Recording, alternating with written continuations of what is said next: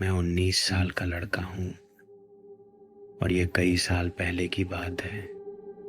जब मैं बहुत छोटा था तब हमारे घर के लेआउट का एक अंदाज़ा देने के लिए लिविंग रूम में कई खिड़कियाँ हैं जो सीधे पीछे के बगीचे की ओर देखती हैं।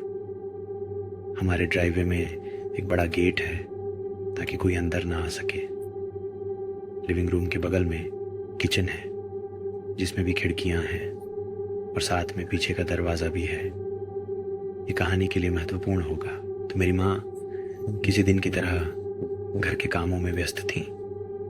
मैं बैठक में सोफे पर बैठा टेलीविज़न देख रहा था।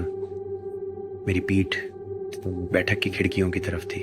अचानक मैंने तस्वीर के फ्रेम में एक आकृति देखी जो कि खिड़की के सामने वाली दीवार पर टंगी थी। मैंने अपनी माँ से पूछा, क्या पापा काम से वापस आ गए हैं? जिस पर उन्होंने कहा नहीं। मैं कभी नहीं भूल सकता उनकी भयानक चेहरा जब मैंने उनसे कहा कि हाँ वह हैं, वह बगीचे में है। वह खिड़की के बाहर देखी और लगभग सदमे में आ गई जब उसने देखा कि लिविंग रूम की खिड़की के बाहर एक अस्त व्यस्त लेकिन हृष्ट पुष्ट आदमी खड़ा है। हालांकि इस बात का उस पर कोई असर नहीं हुआ।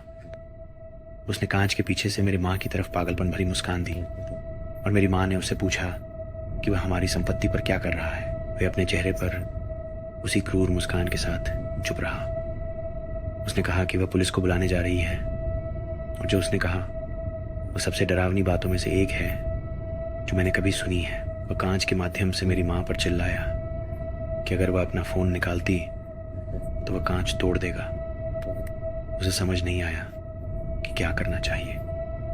वह रुकी और तेज़ी से सोचने लगी कि अगले कदम क्या होंगे, हमें दोनों को सुरक्षित कैसे रखा जाए। वह पुलिस को बुलाकर मेरी रक्षा करना चाहती थी, लेकिन अगर वह ऐसा करती तो उसे डर था कि कहीं वह मुझे नुकसान न पहुंचाए। जैसे ही उसने देखा कि वह डर गई है, वो पिछले दरवाजे की ओर भागा। सौभाग्य से वह बंद था, क्योंकि मेरी माँ हमेशा से बहुत सतर्क रहती थी, इसलिए वह हमेशा दरवाजे बंद रखती थी।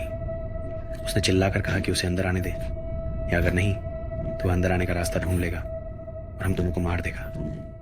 मेरी माँ ने उसे भगा देने के लिए कहा, जिससे वह गुस्से में आ गया और उसने एक पॉकेट चाकू निकालकर खिड़कियों पर जोर से मारना शुरू कर दिया। मैं अभी भी अनजान था कि क्या हो रहा था, क्योंकि मुझे लगा कि वह मेरे पापा हैं। मैं बहुत छोटा था।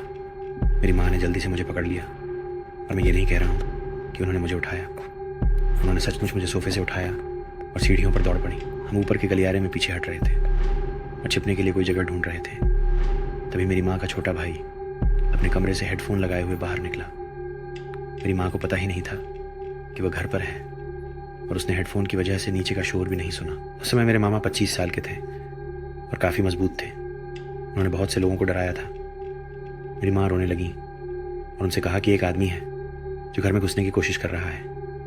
जब वह यह बात बता रही थी तो नीचे से वह डरावना पागल चिल्लाया कि वह घर में आ चुका है। उसने तंज कसते हुए कहा, मूगी मैन तुम्हें पकड़ने आ रहा है, जिससे मैं बहुत डर गया। मैं इतना डर गया था कि मुझे वो बात आज भी याद है। वैसे भी चूंकि उस आदमी को पता नहीं था कि मेरे मामा घर पर हैं, वो चिल्लाता रहा और हमें बाहर आने को कहता रहा और कहता कि यह दर्दनाक नहीं होगा। मेरे मामा ने हमें बाथरूम में खुद को बंद करने और पुलिस को बुलाने के लिए कहा। उसने ऐसा किया और लगभग 5 मिनट के बाद नीचे की तरफ कराहने और साफ हिंसा होने के बाद पुलिस अंदर आई और उस आदमी को खून से लथपथ पाया और मेरे चाचा उसके ऊपर थे, उसे बेरहमी से पीटते हुए। मेरे चाचा बिल्कुल भी पीछे नहीं हटे। पता चला कि वह एक जाना माना बाल यौन शोषक था। यही वजह थी कि वह मुझे इतने लंबे समय से देख रहा था जब मैं टीवी देख रहा था। उस दिन के बाद मेरी माँ घर में अकेली रहने से डरती थी।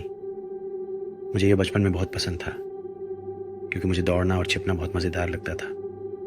जाहिर है क्योंकि मैं छोटा था। मैं अपने चाचा का कभी भी पर्याप्त धन्यवाद नहीं कर सकता कि वह सही समय पर वहाँ थे जब मेरी माँ स्पष्ट रूप से यह भूल गई कि वह अभी भी घर पर थे। ये सोचकर सचमुच मेरे रोंगटे खड़े हो जाते हैं कि अगर मेरे चाचा वहाँ नहीं होते तो उसने मेरी माँ और मुझे क्या किया होता।